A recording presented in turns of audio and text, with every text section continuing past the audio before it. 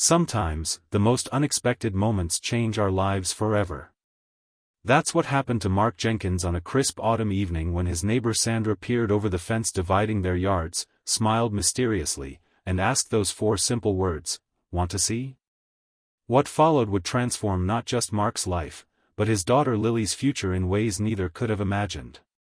If you've ever believed in the power of community or second chances, this story might just restore your faith in humanity. Don't forget to like this video and subscribe to our channel for more heartwarming true stories that remind us what matters most. Mark hadn't planned on being a single father. Nobody ever does. 3 years ago, his wife Elaine had kissed him goodbye on an ordinary Tuesday morning, headed to work, and never made it home.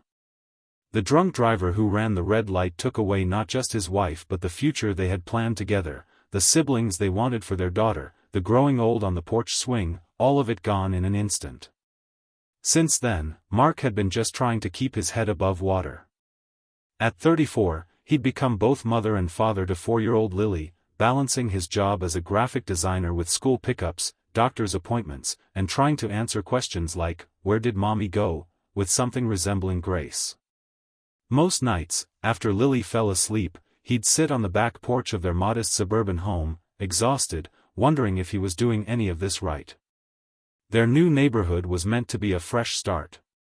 The old house held too many memories, and Mark's mother had suggested that perhaps new surroundings would help them both heal. He'd found a small 3-bedroom in a family-friendly area, not fancy, but with good schools and a backyard where Lily could play. They'd moved in during summer, and Mark had been too busy unpacking, setting up Lily's room with her favorite princess decorations, and establishing new routines to pay much attention to the neighbors. Sandra Thomas lived in the blue house next door. Mark had seen her occasionally, a woman perhaps in her 60s with silver-streaked hair always pulled back in a practical bun, tending to what appeared to be an extraordinary garden. They'd exchanged polite waves, but between work deadlines and parenting, Mark hadn't made time for proper introductions. Single parenthood had a way of shrinking your world to just the essentials. That particular evening had been rougher than most. Lily had thrown a tantrum at bedtime, sobbing for her mother, and nothing Mark said or did seemed to help. "I want mommy to read me a story." "You don't do the voices right." By the time he'd finally gotten her to sleep, Mark felt hollowed out. He slipped onto the back porch with a lukewarm cup of coffee, too tired even to heat it up properly, and stared blankly into the gathering darkness. "Rough night?" The voice startled him. Mark looked up to see his neighbor standing at the fence, pruning shears in hand despite the late hour. Her face was kind, weathered by years but somehow radiating warmth. "Is it that obvious?" Mark asked with a weary smile. "The walls aren't exactly soundproof," Sandra replied, but there was no judgment in her tone. "Kids have big feelings in small bodies. It's hard for them to contain it all." Mark nodded, suddenly embarrassed that his parenting struggles were on display. "I'm sorry about the noise. I'm still figuring this all out." "No need to apologize. I raised 3 of my own, all boys. There were days I thought the neighbors would call the authorities." She chuckled, then looked at him more carefully. "You're doing it alone, aren't you?" Something about her direct kindness broke through Mark's usual guardedness. Before he knew it, he was telling her about Elaine, about the accident, about his fears that he was failing Lily, who deserved so much more than a father who couldn't even get bedtime stories right. Sandra listened without interruption, nodding occasionally. When he finally fell silent, she smiled gently. "You know, I lost my Robert 12 years ago. Heart attack. The boys were already grown, but I still didn't know who I was supposed to be without him." "Does it ever get easier?" Mark asked, hating how desperate he sounded. "Different, not easier," Sandra answered truthfully. "But you find ways forward." She paused, seeming to consider something, then smiled and said, "Want to see?" Mark didn't even blink. "Yes," he answered, not knowing what he was agreeing to but sensing that whatever this kind-eyed neighbor wanted to show him, he needed to see it. Sandra gestured toward a small gate in the fence he hadn't noticed before. Come on over. Bring your coffee. Sounds like you need it. Mark hesitated briefly, thinking of Lily asleep upstairs, but he had the baby monitor clipped to his belt, and they wouldn't be far. He made his way through the gate into Sandra's yard and gasped softly.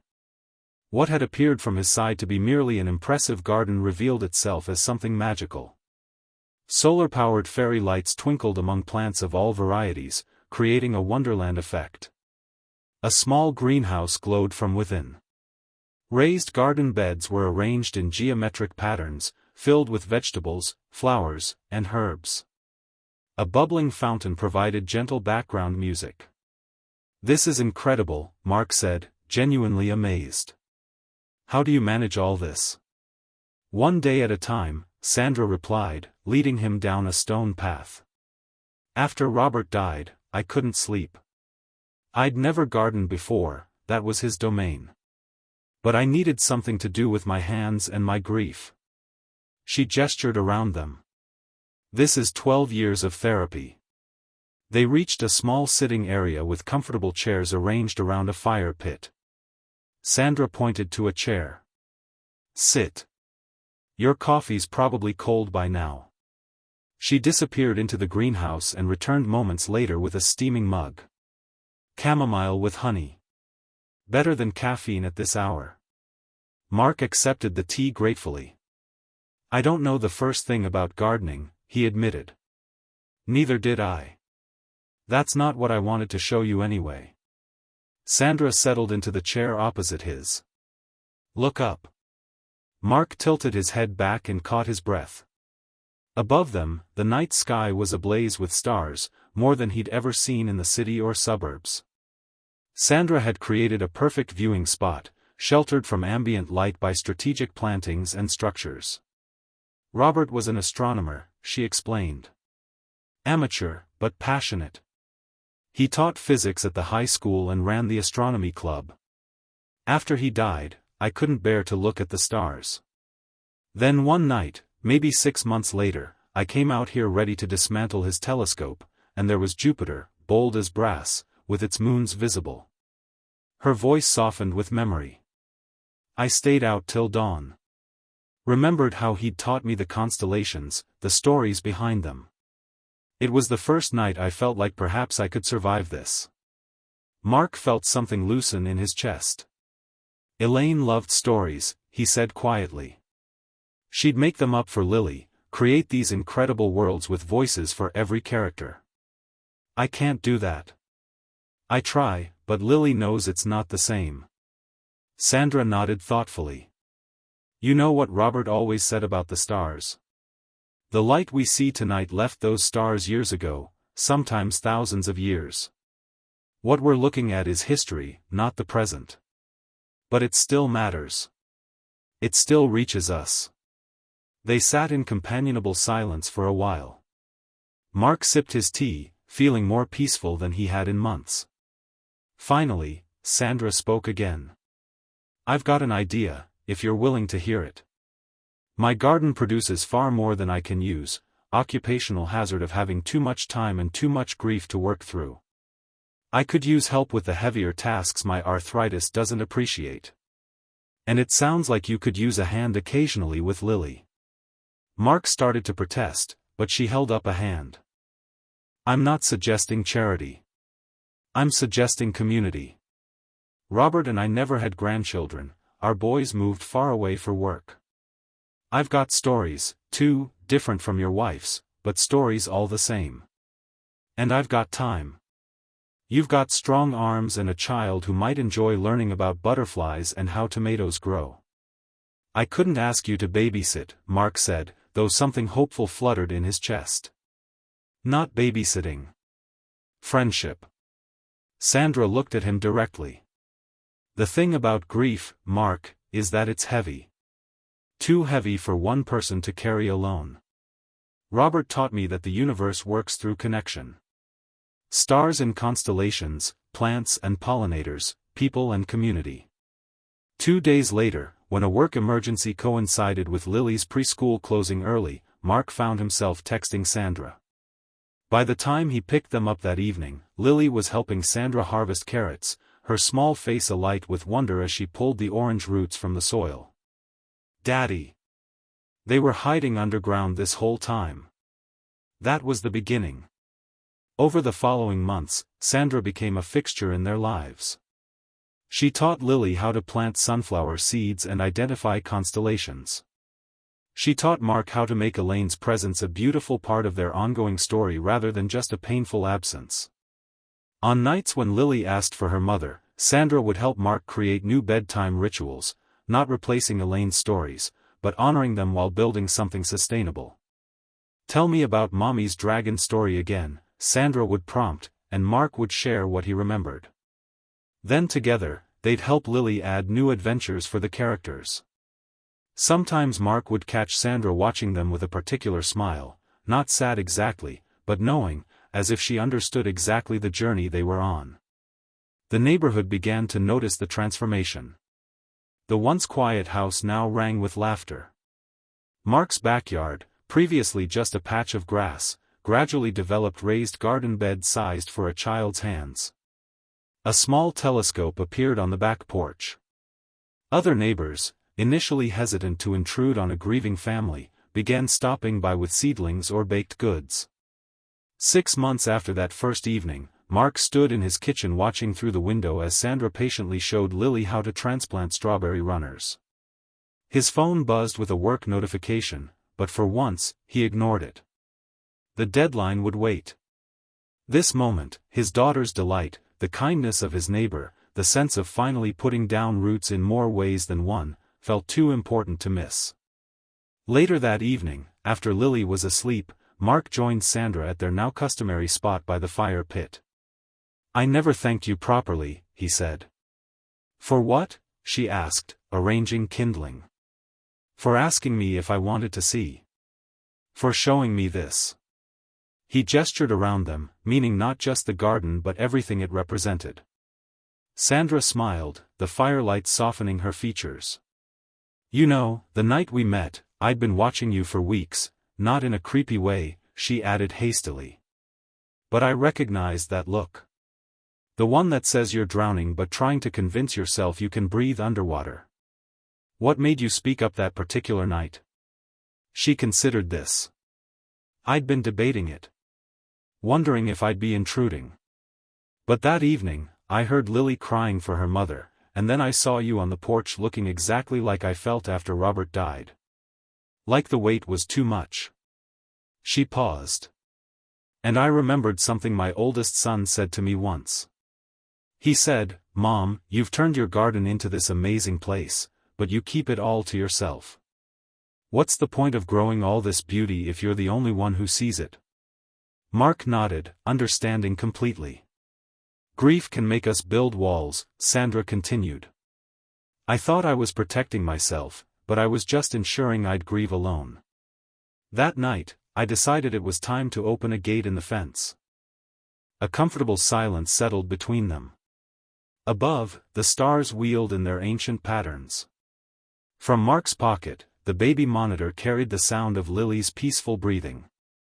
"She asked me today if you were her grandmother," Mark said finally. Sandra's eyes widened. "What did you tell her?" "I said that families come in all shapes, and we're lucky enough to have you in ours, whatever title fits."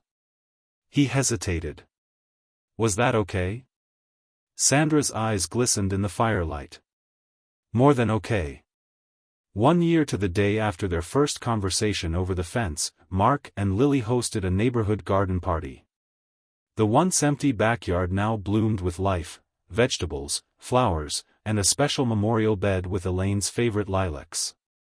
Sandra had helped them hang wind chimes that sang in the breeze, reminding Lily of her mother's laugh. As neighbors mingled, sharing food and conversation, Mark found himself telling the story to a new family who just moved in down the street. "So there I was, at my lowest point," he explained, "when this amazing woman next door looks over the fence, smiles, and says, 'Want to see?' I didn't even blink before saying yes." "And what did she show you?" the newcomer asked. Mark looked around at the transformed space, at Lily teaching younger children how to identify butterfly species, at Sandra directing a group assembling a new raised bed. She showed me that grief doesn't have to be the end of the story. That sometimes, the people who understand our pain best are the ones who've walked through it themselves. And that healing often comes through unexpected doors, or in my case, a small gate in a fence I never knew was there. Later, as the sun set and children toasted marshmallows under supervision, Mark stood beside Sandra watching the first stars appear. "You know what I've been thinking lately?" he asked. "What's that?" "That maybe I need a bigger telescope. Lily's getting really interested in the planets, and I thought maybe we could start an astronomy club for the neighborhood kids. Nothing fancy, just basics." Sandra's face lit up. "Robert would have loved that. I thought perhaps we could call it the Elaine and Robert Stargazers. Keep their lights shining, in a way." Sandra squeezed his arm wordlessly, too moved to speak. As the evening deepened and neighbors gradually departed with promises to return, Mark reflected on how dramatically his life had changed since that simple question, "Want to see?" and his instinctive response. His grief hadn't disappeared, he still missed Elaine every day. But now that grief existed alongside joy, purpose, and community. The universe, as Sandra liked to remind him, operated through connections, between stars, between generations, between neighbors who become family. Sometimes those connections were forged in the most unexpected moments, when one person reached across a fence and another didn't hesitate to reach back. That night, after the party ended and Lily slept surrounded by the stuffed animals she'd named after constellations, Mark sat on his back porch and looked up at the vast canvas of stars. "I wish you could see this," he whispered to Elaine. "I wish you could see her growing, learning, thriving. I wish you could see that we're going to be okay." A gentle breeze stirred the wind chimes, their melody drifting through the night like a response. And for the first time since losing Elaine, Mark felt certain that somehow, somewhere, she could indeed see all of it. If this story touched your heart, please remember to like this video and subscribe to our channel. We share stories of hope, healing, and human connection because we believe that in a world that can sometimes feel fragmented, these reminders of our shared humanity matter more than ever. Sometimes, the most beautiful chapters of our lives begin with the courage to say, yes, when someone offers to show us what healing looks like. And sometimes, the